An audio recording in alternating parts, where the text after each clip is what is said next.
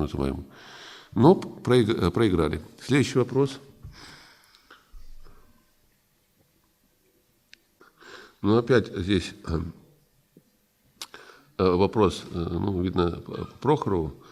Опять, ну, я, в принципе, отвечал уже, почему он прошел. Потому что у него было столько нарушений. Вот я в статье более подробно напишу. Но могу сказать следующее. По вопросу, связанному со мной, не потому что я очень рвусь там в президенты. Просто факт есть факт.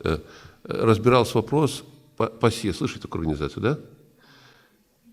И наш, так сказать, ЦИК вынужден давать ответ. И серьезные там нашли проблемы.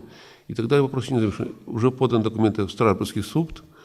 И посмотрим, чем закончится. Потому что то, что происходит, не только кинули меня, они сделали уголовное преступление. Почему? Потому что они применили подлог фактов. ЦИК использовал подлог. Но в статье я более подробно напишу, сейчас не буду раскрывать это, потом почитайте. Подлог. А подлог – это является уголовным преступлением. То есть ЦИК и те, кто участвовал в этом подлоге, они должны нести уголовную ответственность за это преступление. Если не понесут, но это будет известно. Это тоже немало. Понимаете, не всегда победа, когда вот, побежденный, так сказать, падает ниц. Иногда победа, когда, знаете, когда, помните понятие, а король-то голый, помните, да? Когда ребенок, а король-то голый.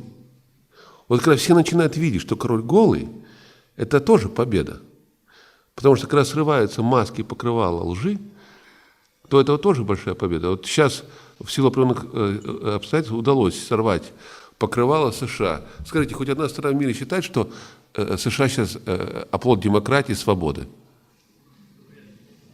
Вряд ли, да? А еще 10 лет назад, до нападения на Ирак, все считали, что Штаты демократическая страна, что они действительно борются за свободу, демократию, права человека и так далее. Считали так? Считали. Теперь считают? Нет.